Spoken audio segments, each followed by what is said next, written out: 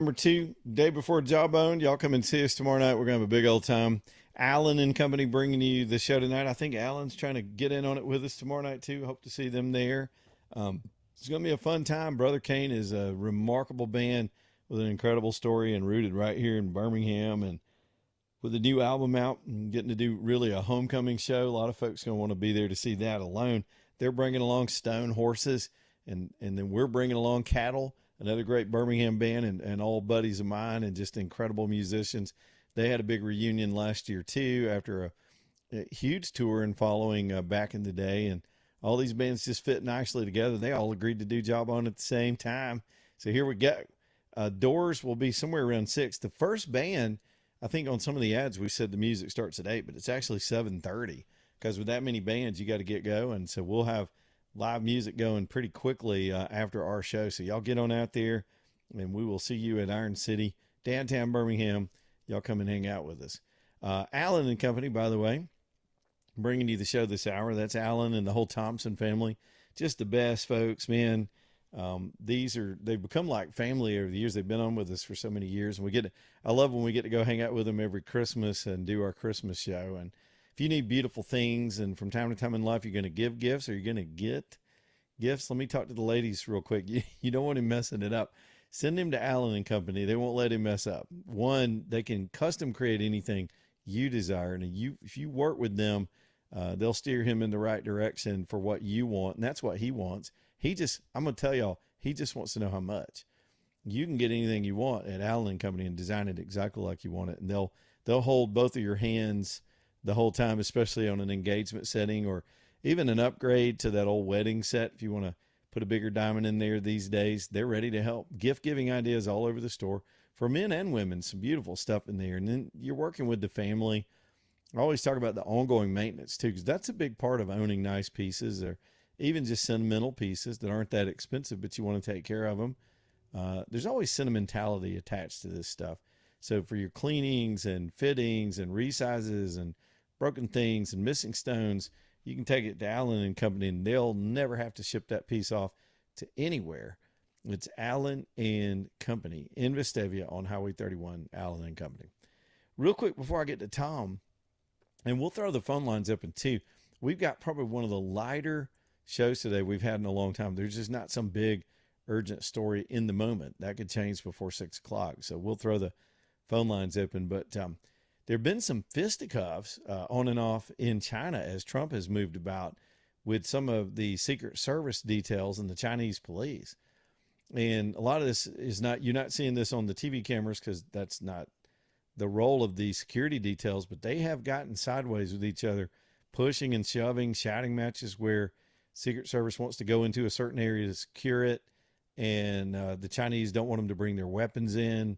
Man, I just want Trump out of there. I don't know when he gets on the plane to leave, but it just seems chaotic. There was somebody shouting and pushing yesterday in a lobby area where Trump was. And some of that's probably language barrier, different cultures, different security styles, but you would think all this would be smoothed out and deconflicted ahead of time. But the Chinese are weird, and they'll tell you one thing and then you get there and it's a completely different story. So prayers up for these Secret Service agents too, having to do this very difficult job under a super stressful world view. I mean, everybody in the world's watching this meeting between these two nations. So far going well for the country, and the stock market loved it today. It almost finished at a record high. It got above record highs for a minute earlier today. The Dow closed down up about 370, but not quite at the 50,100 whatever that it needs to set a daily close record. But it's bumping up against it. Who knows what tomorrow brings? All right, back to the phones. We'll go to Tom. He's been holding. Tom, what's on your mind tonight? Well, I tell you what I like about AI. They're going to get rid of all them old Hollywood people, and they're all going to be artificial intelligent people. And when they win awards, we ain't got to listen to their political drabble. They'll just say, thank the maker, whoever it was, Elon or whatever. And I think it's a good thing. Well, that's interesting because Hollywood's real freaked out about, one, the actors and their images being used without their permission. We really don't have laws to cover that, not explicitly. But as far as the creative element, yeah, there is the absolute capability right now to put out stuff that's better than what Hollywood's putting out, because Hollywood has gone down a path where a lot of their stuff's just unwatchable, and AI could very well replace that. But it's whoever controls the AI tech and starts to produce these things, I guess. You're right, but it's got to be better than what we got. All right, Tom, I appreciate you, buddy. Hey, Jay, would you sit and watch an AI? If somebody told you it's a completely feature film, 2 hour production, done completely in AI, like a couple of 12-year-olds, would, I mean, if the buzz gets good on the film and they're not stealing Brad Pitt's image, they just create actors, I guess, that don't even exist. But if the film is good, is that legit? Is that a story? Is that something you go watch? You're the movie guy. I mean, it would be just like a cartoon, I guess. You know what I'm saying? In that type of realm, or if someone did those animatronics where they mimic an actor inside a production.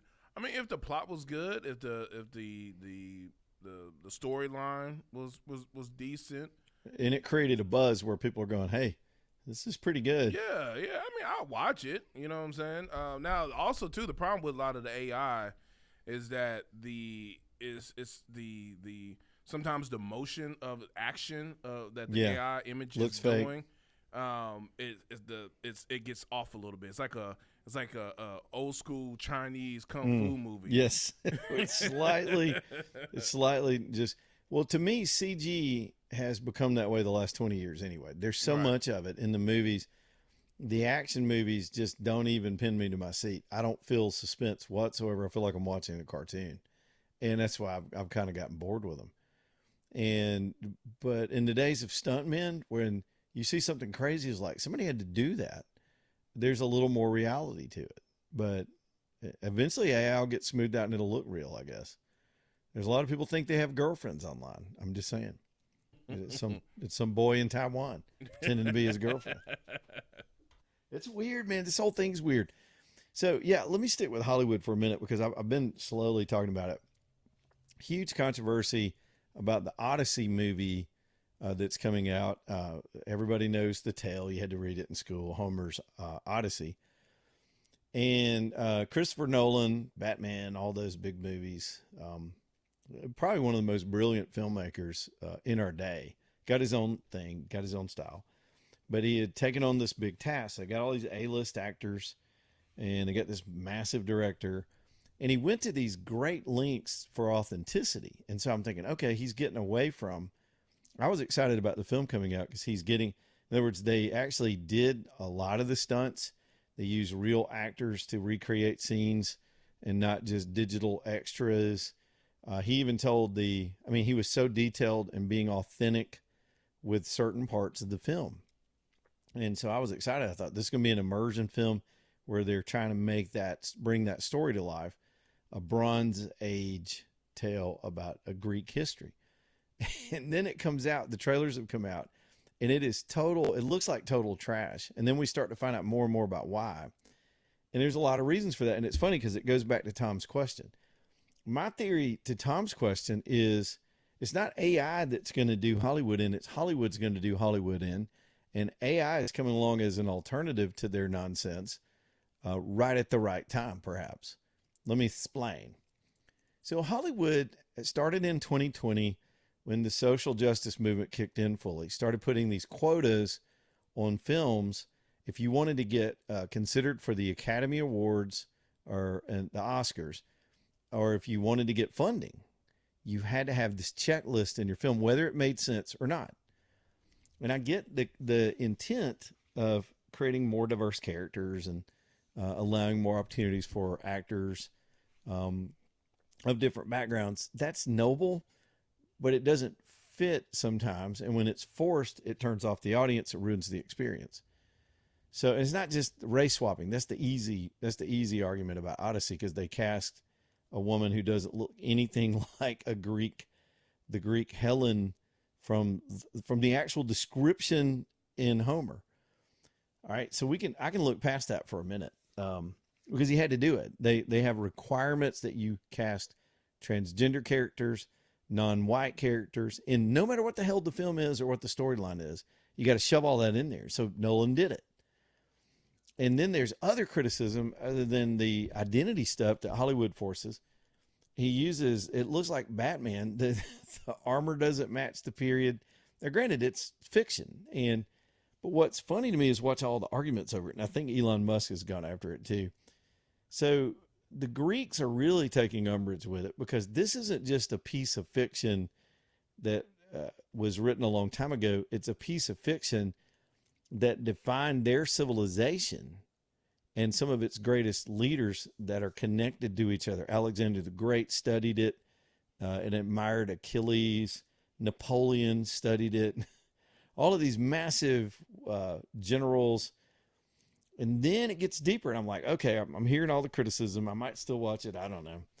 So then I find out that Christopher Nolan based this entire movie off a rewrite of the Odyssey by this woke, social justice, left wing. I don't know what her personal life's about, but this woman intentionally took a classic piece of literature and feminized it, saying that the male characters were too toxic. Granted, they are toxic. It's the Odyssey. It's the whole point. It's this adventure and the storytelling about gods and men and monsters and battles and a journey. And it's what defined a lot of the identity of Western civilization starting in Greece for all these years. And then this woman decides it needs to be modernized. And so she rewrote it and rewrote the characters in such a way and changed the language to just kill it. The language is so stupid. They're speaking with American accents. Freaking, what's his name? Matt Damon sounds like he's from Boston. It's like,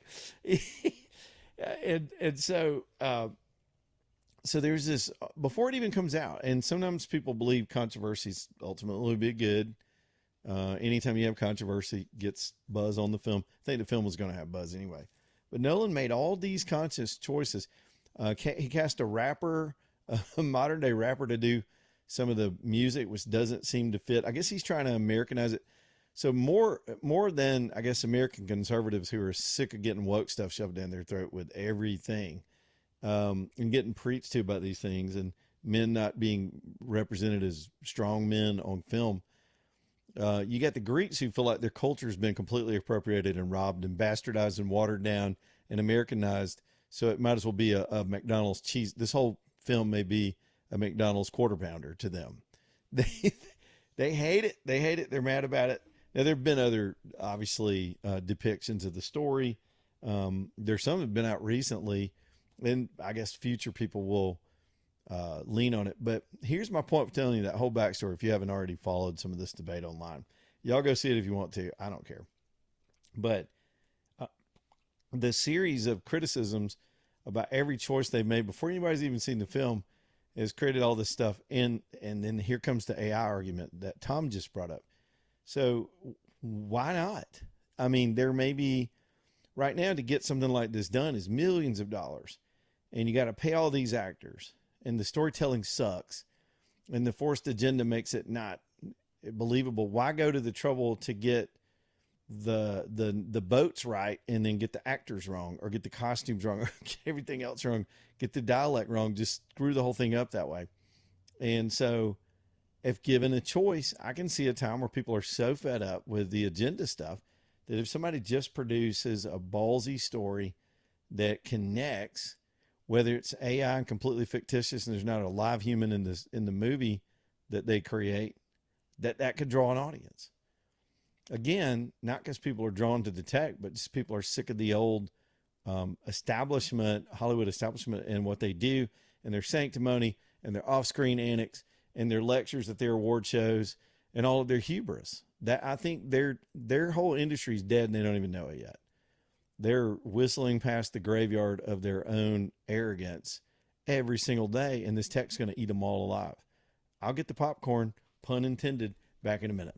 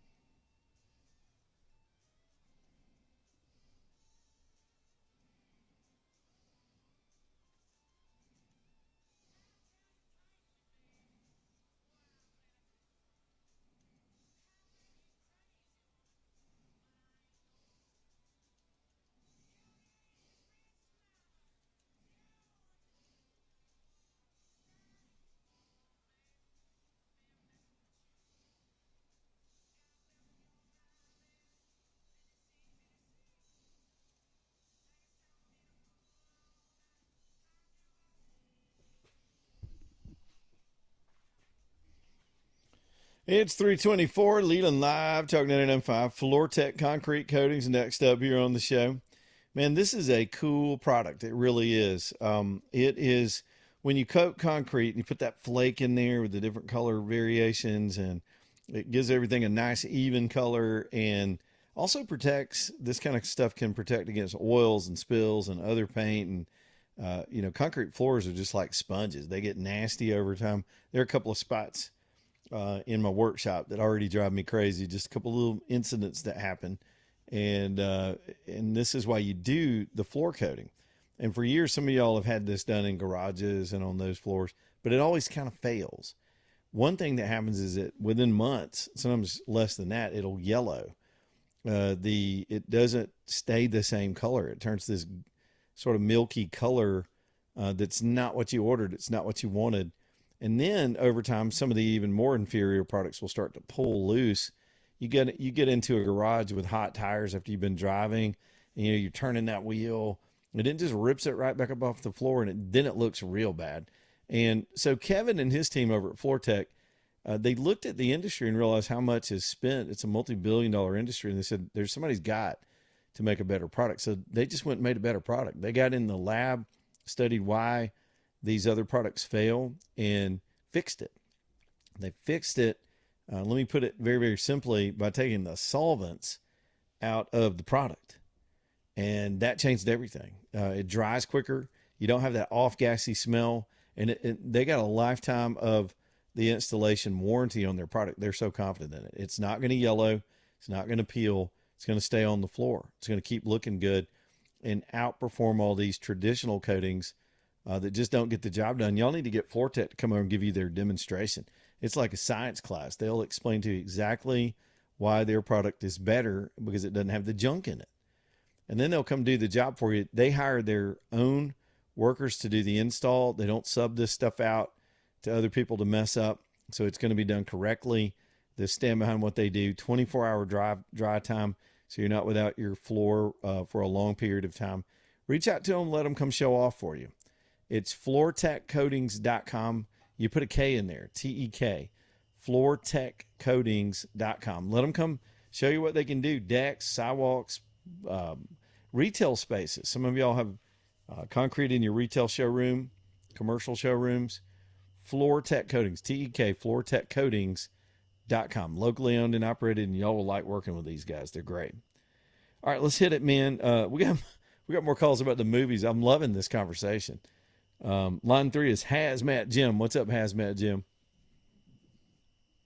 Hi, I'm just heading out of the rock quarry today. This brings to mind something I was discussing last year frequently when this particular song came out. It itself was a remake of a very famous classic. You may remember an old one called Awesome God by Rich Mullins. Our God is an awesome God. Yeah, heard it at church. Ring a bell? Yeah, sure. Well, so there's this other guy. I mean, he's all right, I guess, but his name's Phil Wickham, and he re-releases it. But he changes it in such a way where now it's all simply about the love and the forgiveness and the heartbreak and the pursuit of God and all these other, softer ways of saying it. And everybody thinks, oh, it's so great. And many of them have never even heard the original. But the problem is that the original had balls. It was like it was about bloodshed and the fear of the Lord, and that Right. He will throw you out of Eden, and you better be believing that our God is an awesome God with thunder in His footsteps and lightning in His fist. Okay, so there's no off-ramp for the thing where darkness will not try to pervade and find a way to lessen, weaken, subtract from. Not that Phil Wickham had any ill intentions, just that he comes from a generation that's softer, and it's reflected in that. I've heard that criticism in a lot of the modern part of church nowadays, that a lot of it's been so feminized and made so my point. emotional. Yeah, I get it. I get it.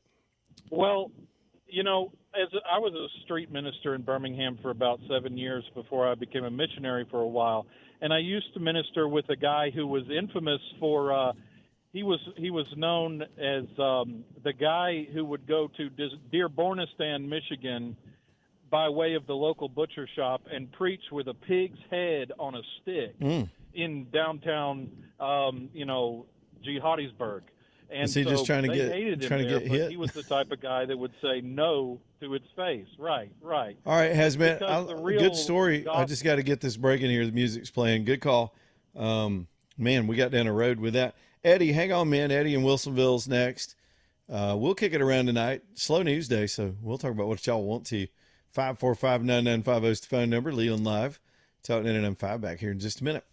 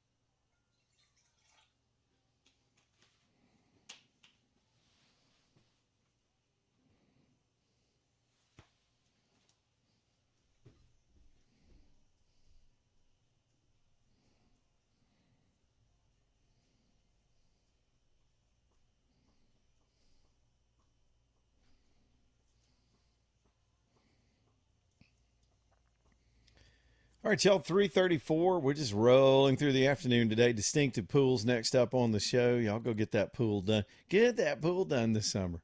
What you waiting on? A lot of people will sit around and wait. That makes sense. I mean, it's a big decision. You're not quite sure what you want to do, and you worry about what it's going to cost, and trying to get it together. And if you keep waiting, you're just never going to do it. Do it. The thing is, you need to do your due diligence, and the way to do that is to get Distinctive Pools to come over and show you what they can do. They'll lay it out for you, get you a good design, get you a plan, give you options. Maybe you want to create an outdoor space to go with it, then get you a budget. Then they've got finance companies that can help you make it a reality. That's how you get going.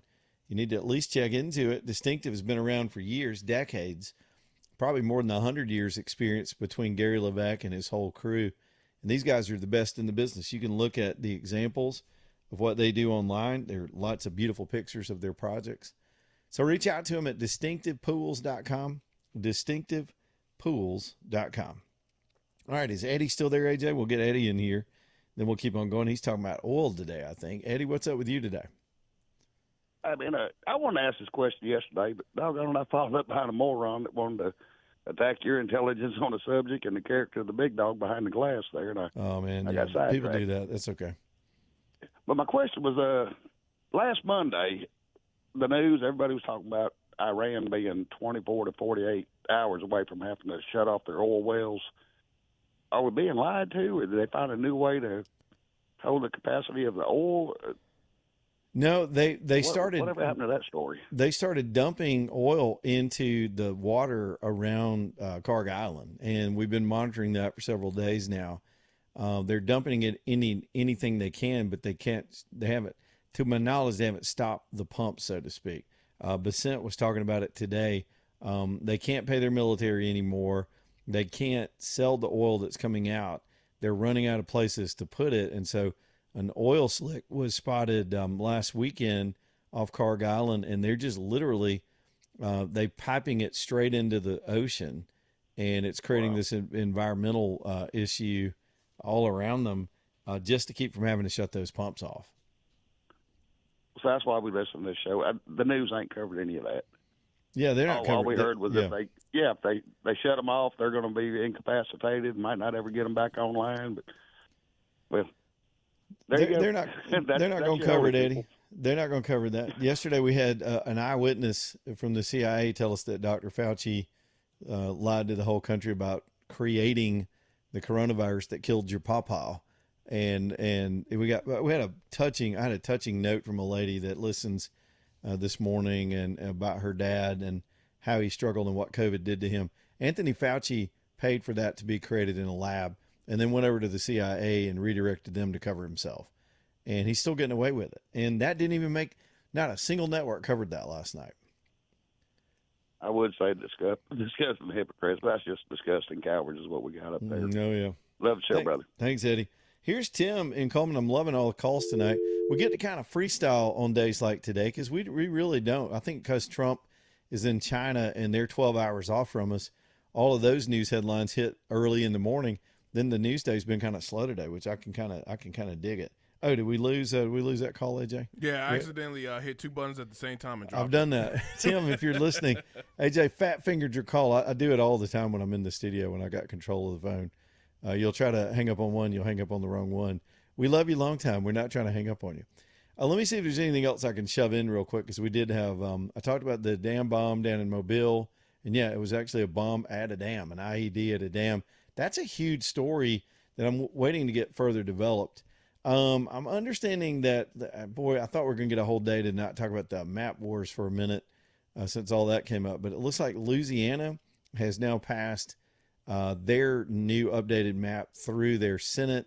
It takes away one Democrat district, leaves one, and that will go over to their House, which is expected to sail right through because a lot of these are doing this in special sessions and whatnot. And I assume the governor's going to sign it. And then we're seeing what the other states that were covered by the ruling are going to do, and we'll have those for you too. All right, here's Mike over on line 2. We'll get back on these phones. Mike, what's up with you? How you doing, Mr. Lena? Hey, man. I was going to ask you about the COVID situation. That killed my mother 6 years ago. Yes, Do sir. you think it's going to be a class action lawsuit sooner or later about that? Well, it's the federal government, and you got two things working against you. You can't sue the federal government, and and Anthony Fauci's been giving a pardon by the Biden administration for criminal activity. So they're going to have to find. It's going to be hard to hold some of these people accountable, even though there have been some breakthrough suits.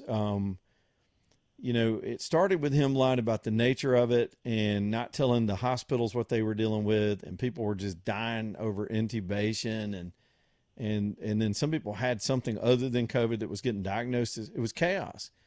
Yes, And then by the time we wind up with a vaccine, that's a whole nother set of issues that people. There's a liability shield for the pharmaceutical companies because they own Congress.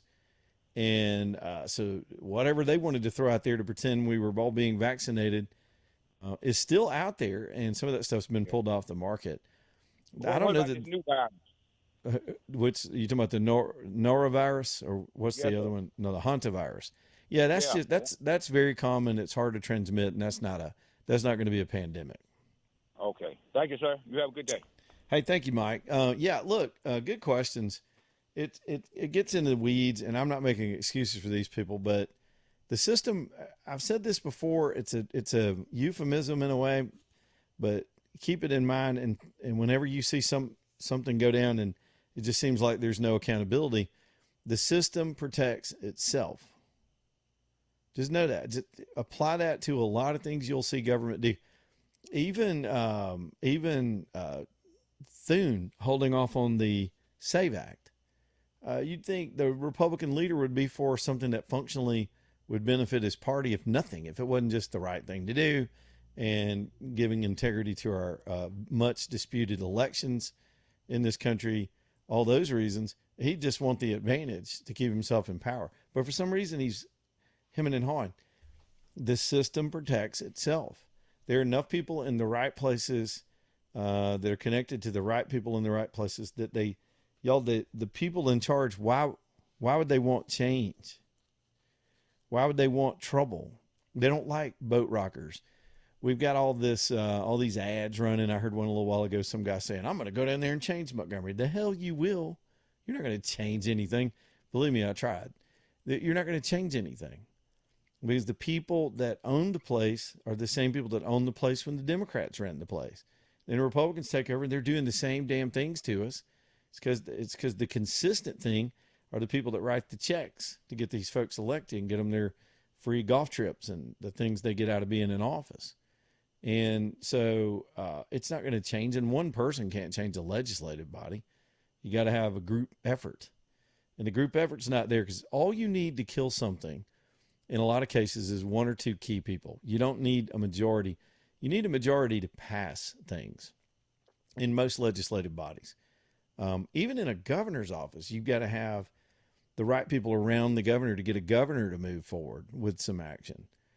And if the governor's not running for re-election, like Kay Ivey, who's, I don't know, probably at a rest stop right now taking a nap somewhere, while we just coast all the way to the next governor. If you don't have an aggressive executive that'll fight with the legislature and challenge them and push them and whip votes and try to get a majority, well, the system's not going to let a governor get too out of hand. By the way, I've heard them say it. I've heard them in meetings where they say what you want to, just don't vote. I remember one guy specifically, I heard him across the room say, you can say what you want to, just vote right. That was exactly how he said it. The Southern guy writing fat checks at some, what we used to call cattle call dinners, where everybody brings the maximum contribution and they serve some shrimp and some cheap wine and people stand around and jaw and talk about how important they are. That's the game. They'll get on TV and act as tough as they want. As long as they don't get out of line. They're all controlled opposition in some ways anyway. And so they'll stage some fights between the parties and amongst each other to make us look like everybody's really getting after it on our behalf. But at the end of the day, the people that run the show have the system organized in such a way that nothing really ever changes. They don't want it to change. Why would you make an investment? Look at some of these jackasses running for re-election, even down in Alabama, that have been there for 40 years. They've been there 40 years in the legislature. Doing what? They just want to go back and if you bought that senator off 20 years ago, probably 30 years ago, you don't have to buy a new one. You don't have to train another one. It's like getting a new puppy. If you're one of the fat cats in the state and you're trying to keep these yahoos from doing anything crazy, you don't want to have to get a bunch of new guys down there to change anything.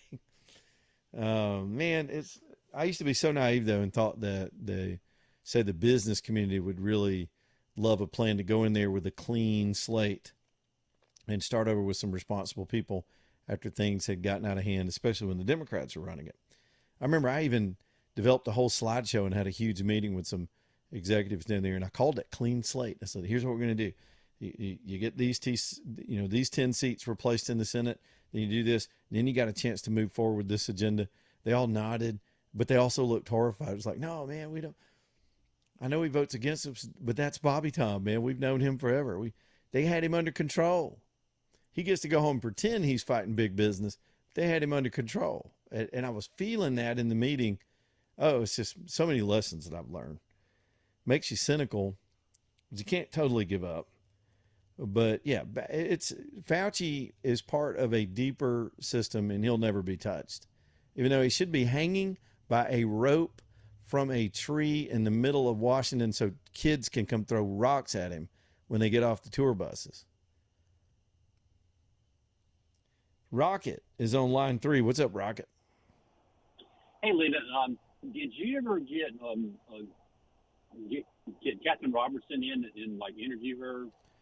I have not talked to her. My door is open. I'm not making any effort to reach out to the campaigns if they want to reach out. I think one of her people might have reached out early, and I just wasn't ready to take candidates yet. But I'm letting them come in the next few days if they want to come in, and we'll just, I'll ask them questions and take calls. I'm happy to have her. But no, I have not had her on yet. Have you found out any more or have an opinion about this start money that supposedly she's accepted and, that's from Virginia? I don't have all the details to remember, but, I've seen some articles in 1819 News, or it's like, what's your take on that? I don't have the details, but she is definitely benefiting from that whole system I just described to you. They've invested heavily in her race. I understand it's to the excess of $2 million to shape her ads. There's still a massive undecided, so largely that effort has failed. And I don't know where they stand in the polls right now. I think she's ahead of Jay Mitchell. I do know that somebody on his team put out a 3-minute YouTube video today because somebody forwarded it to me the minute it hit. That people do that all day. And it's devastating. It's the cop that was a lot of people believe wrongly convicted for shooting a guy down in Montgomery, and how the AG's office handled that case. And it's pretty, I got to say it, and I'm not taking a shot at her. It is strong. It's his own personal opinion that he was screwed over by that office and left to languish. So it's a hit for the Jay Mitchell team. Y'all can go watch it. I'm not going to run the thing on the show or anything, but it's the dirtier of all the races for sure so far this election cycle. Yeah.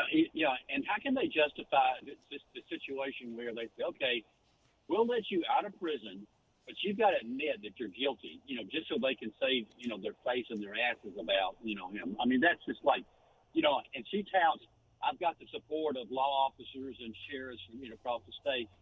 I mean, of course, everybody does. And, so she's, her ads are insinuating something that's not completely true, where all the police officers and sheriffs across the state are all in favor of her. So, for people, I hope they wake up and really see what kind of a candidate she is.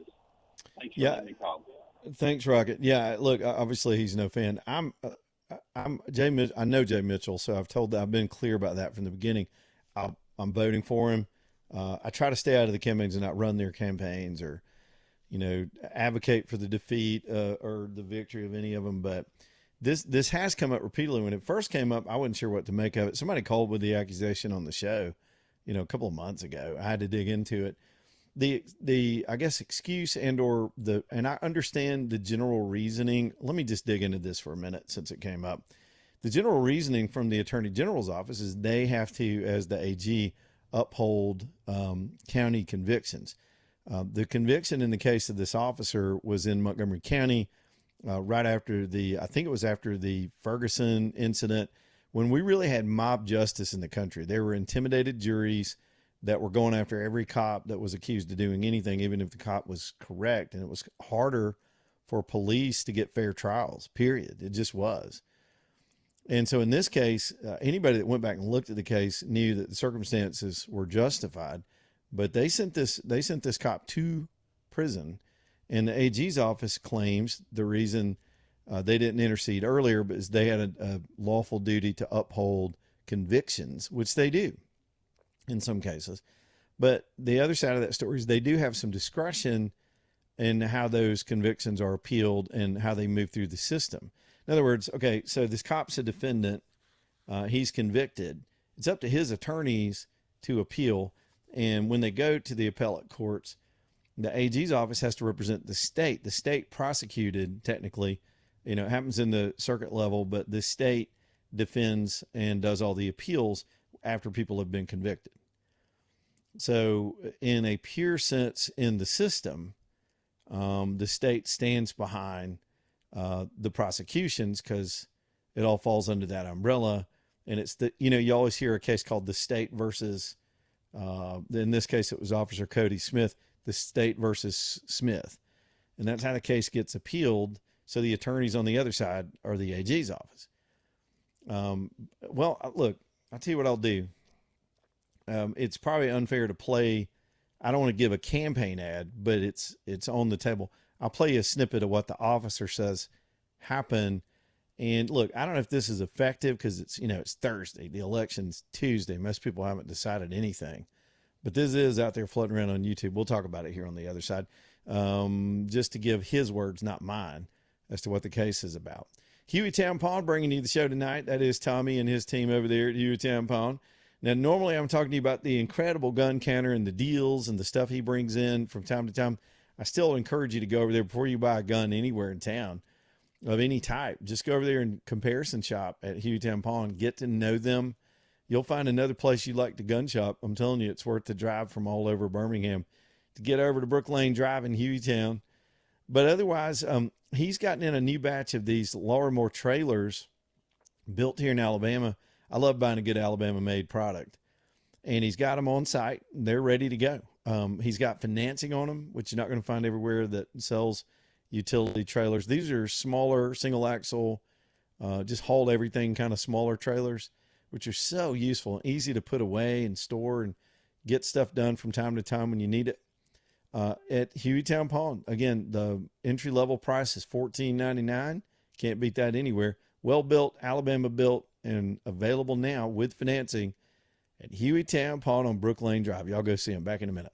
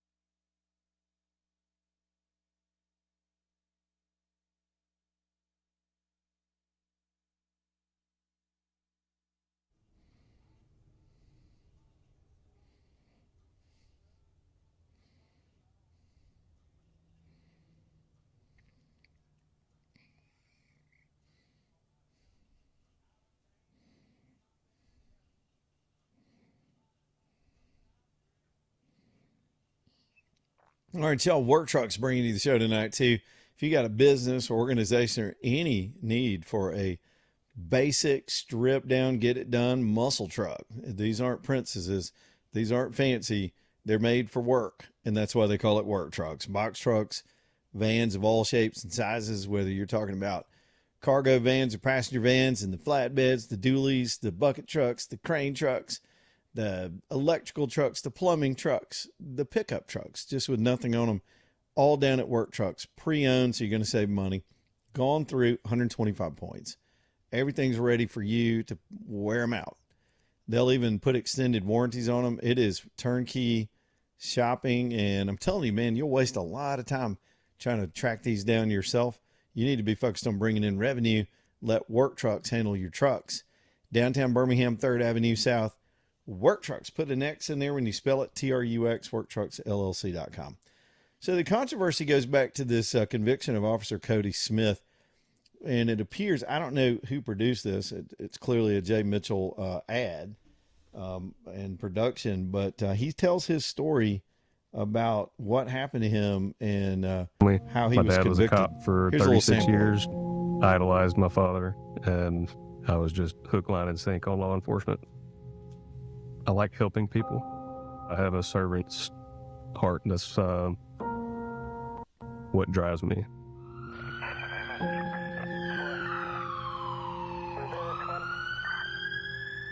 In the neighborhood, there's roughly 30 break-ins within a couple-week time span. Made it my mission to make sure that nobody had to wake up a victim. It was a me or him situation, hands down. Yelled at him to stop and get on the ground repeatedly. He was tased 4 times. The taser didn't work. And I tried backing up to get away from him to give myself a gap. And I hit a column on the front porch, trapping me on the front porch with him as he's turning with a pole about to swing at me. So I had no choice but to pull out my firearm and protect myself. It was shortly after Ferguson, where an entire city burned. It kind of just kick-started this anti-police movement where every single officer involved shooting, the public thought the cop should go to prison for it. They had threats of protest in Montgomery, and they were scared that Montgomery would be the next Ferguson, and they threw me under the bus to keep the peace. So the graphic says he spent 14 years in prison. I tell you what, we may listen a little bit more of that on the other side. I don't want to cut it too short. Look, y'all can find it yourselves and watch the whole thing. But it has come up here late in the campaign.